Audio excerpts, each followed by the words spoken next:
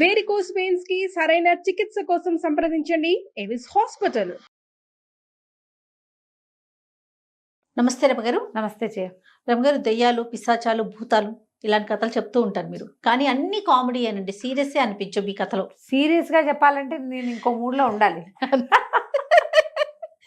నిజమైన దెయ్యాలు తీసుకురావాలి, ఒక దాని పక్కన పెట్టుకోవాలి మనం. వద్దులేండి, పిల్లల కోసం కాబట్టి కామెడీనే బెటర్ అండి. ఒక పిశాచాల కథలు మనుషుల కథలకు దగ్గరగానే ఉంటాయి.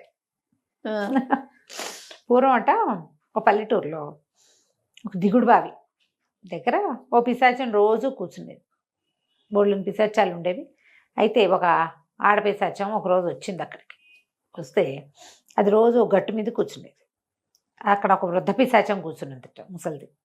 ఇది వెళ్ళి చూసి అటు ఇటు తిరుగుతుంటే ఎవరు ఏమిటి అని కనుక్కొని, ఓహో ఇది నీ ప్లేసా, బోళ్ళంత స్థలం ఉంది, నువ్వు కూడా కూర్చో నా పక్కన, నన్ను ఆ ముసలి పిశాచం జరిగి ఈ కుర్ర యంగ్ స్త్రీ పిశాచాన్ని పక్కన కూర్చోబెట్టుకుంది. పిశాచం ఏమిటి సంగతులు, కబుర్లు, కమావేశం అంటే ఏం సంగతులు చెప్పాలి, ఎక్కడికి వెళ్ళినా సరే నా ప్లేస్ కొట్టేస్తున్నారు.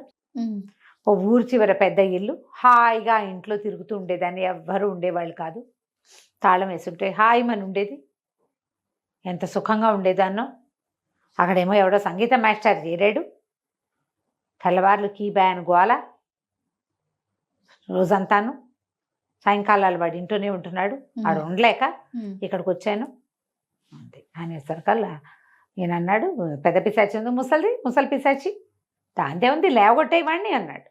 ఎట్లా లేవగొట్టాలో తెలీదు, నేను ఎప్పుడు మనుషుల జోలికి వెళ్ళిన దాన్ని కాను, ఖాళీ ఇంట్లో స్థిమితంగా ఉండేదాన్ని, నా దారిని నేను ఏదో గాలి పోసుకుంటూ పైకి కిందకి ఎక్కుతూ, మనుషుల్ని ఎట్లా హ్యాండిల్ చేయాలో నాకు తెలీదు ఓకే అని కుర్ర పిశాచి చెప్తే ఈయన అన్నాడు, దాందే ఉంది భయపెట్టువాడిని, భయం ఒక్కసారి బెదిరొచ్చిందా అంతే వెళ్ళిపోతాడు.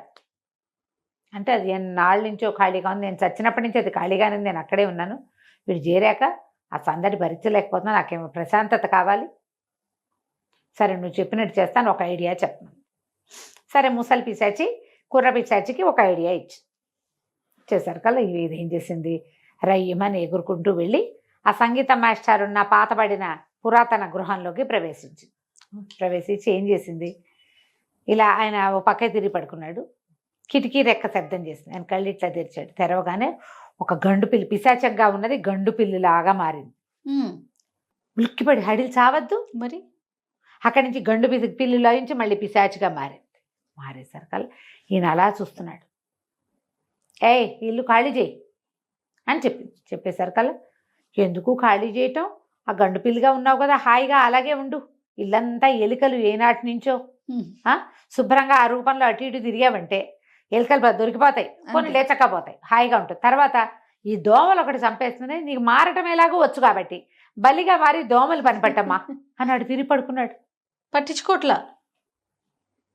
ఏమిటో పిశాచంట పిల్లిగా ఉండి ఎలుకలు పనిపట్టి తర్వాత బల్లిగా మారి దోమలు పనిపట్టాలి అనేసరికి ఇక కొళ్ళు మండిపోయింది. వీడికి భయం, సరుకు చేయటంలా వీడు మన్నేమి లెక్క చేయట్లేదు, ఛీ అని మళ్ళీ వచ్చేస్తే ముసలి పిశాచింది, అదేమిటి అలా ఒప్పేసుకోవటం, రేపు వెళ్తూ కానీ ఇంకొక ఐడియా ఇస్తాను అంది. మర్నాడంతా సంగీత పాఠాలు ఉన్నాయి.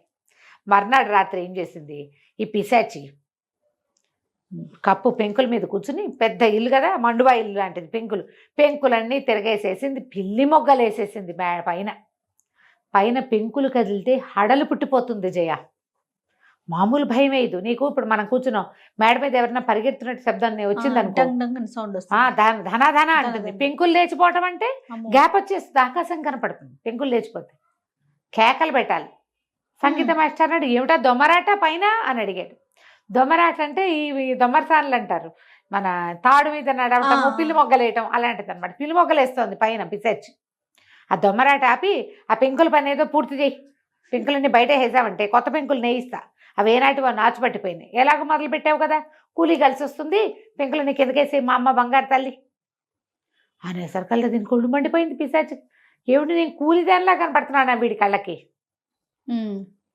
ఇప్పుడు వీడు కూలీ కలిసి రావడానికి నేను ఇవన్నీ పడేయాలి, వీడేం చేస్తాడు, కొత్త పెంకులు నేయించి నా ప్లేస్లో హాయిగా స్థిరంగా ఉంటాడా, ఏం చేయాలో తెలియలే. నేను నీ దగ్గర ఏం పని చేయను, నేను పని చేస్తాను అనుకున్నావా అని ఆ పెంకులని సవరించేసి మళ్ళీ వెళ్ళిపోయి. ఓకే సంగీత మాస్టర్ యథాప్రకారం లోపలికి వెళ్ళి పడుకున్నాడు. ఇంకేం చేయాలో తెలియటలా. 3వ రోజు మళ్ళీ వృత్తపిశాచి చెప్పింది, భయపెట్టు, బెదిరించు డైరెక్ట్గా. ఇప్పుడు ఇట్లా ఏం చేస్తున్నావు, నువ్వు పిల్లిగా మారేవో భయమే లేదు, బలిగా మారు అని చెప్పాడు. పెంకులు పడేసావు, అన్నీ తీసేసి కొత్తవి నేర్చుకుంటా అంటున్నాడు. సూటిగా మాట్లాడు. 3వ రోజు మళ్ళీ వచ్చింది, వచ్చి ఎదురుగుండా కూర్చుంది. ఈ ఇల్లు నాది, నువ్వు ఖాళీ చేస్తావా చేయవా చెప్పు, ఒకటే మాట అనేసరికల్ ఈయనన్నాడు, నేను ఎందుకు ఖాళీ చేస్తాను, నేను ఎక్కడికి వెళ్ళినా నాకు సంగీతం వాడిని కాబట్టి నాకు ఇల్లు దొరికేవి కాదు, పొద్దుస్తమానం మీ గోల ఏమిటండి అనేవాళ్ళు. అదేలే. పైగా కొత్తగా నేర్చుకునే పిల్లలకి బ్యాన్ పాడతారు. మొదటే బాలమురళీకృష్ణలు ఉండరు కదా ఎవరును. చిన్నప్పుడు సాపాసాలు అడదిడ్డంగా పాడి శృతిపక్వం లేని కంఠాలే ఉంటాయి. పాడగా పాడగా కొంతమందికి చిన్నప్పుడే ప్రాడిజీస్ ఉంటారు పాపం, మేధావులు, చెప్పగానే వచ్చేస్తుంది వాళ్ళకి. అందరికీ ఎక్కడొస్తుంది, ప్రాక్టీస్ కావద్దు. అది కాకుండా ఈ ఫ్లూట్లు, వైలెన్లు, కుయ్యో మర్రో అని భయంకరమైన శబ్దాలు వస్తాయి వాటికి. మొదట్లోనే శృతిలో కూర్చోదు కదా అదే కదా. పిల్లలు నేర్చుకునేటప్పుడు. ఈ మోతలకి ఎక్కడ ఇల్లు దొరికేది కాదు. ఈ ఇల్లేమో తేరగా దొరికింది నాకు. రూపాయి రెంట్ కట్టక్కర్లేదు, దీపం పెడితే చాలు ఇంట్లోనే. ఎందుకంటే ఇది ఎప్పటి నుంచో పిశాచాలకు ఆలవాలంగా ఉన్న పురాతనమైన ఇల్లు. ఈ ఇంటిని లైన్లో పెట్టాలంటే అద్దెకి రారు ఎవరు, నువ్వు కాస్త దీపం పెట్టు చాలు అని చెప్పారు. ఫ్రీగా దొరికింది. ఈ ఊరు చివర కాబట్టి పాఠాలు కూడా బాగా దొరికినాయి.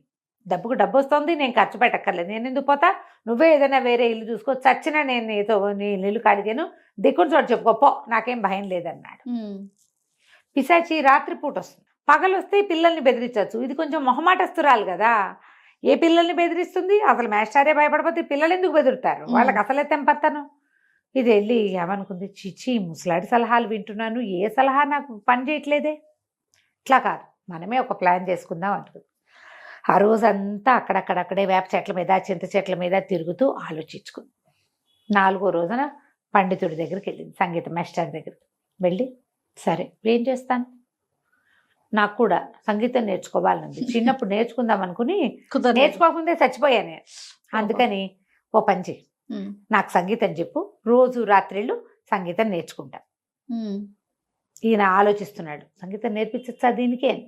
ఒకవేళ నువ్వు కాదంటే పొద్దుటిపూట పిల్లలతో పాటు వచ్చి కూర్చుంటా అనగానే ఠారెత్తిపోయాడు ఆయన. ఇప్పుడు రాత్రిపూట సంగీతం చెప్పాడు అనుకో, సాపాసా అనగానే చుట్టుపక్కల వాళ్ళందరికీ వినపడుతుంది. కొంచెం దూరంగా ఉంది కానీ రాత్రిపూట నిశ్శబ్ద నీరవంగా ఉన్నప్పుడు సా అంటే 3 రోజులకు వినపడుతుంది. ఎవరికి చెప్తున్నాడు, ఒకటి చుట్టూతా జనాలకు ప్రశ్న వస్తుంది. పొద్దుటిపూట నేను వస్తాను అంటే అది ఏ రూపంలో వస్తుంది, నిమిషానికి ఓ రూపం మారుస్తుంది. ఓసారి గడ్డపిల్ల అవుతుంది, ఓసారి బలి అవుతుంది, మధ్యలో దొమ్మరి మొగ్గలు వేస్తుంది.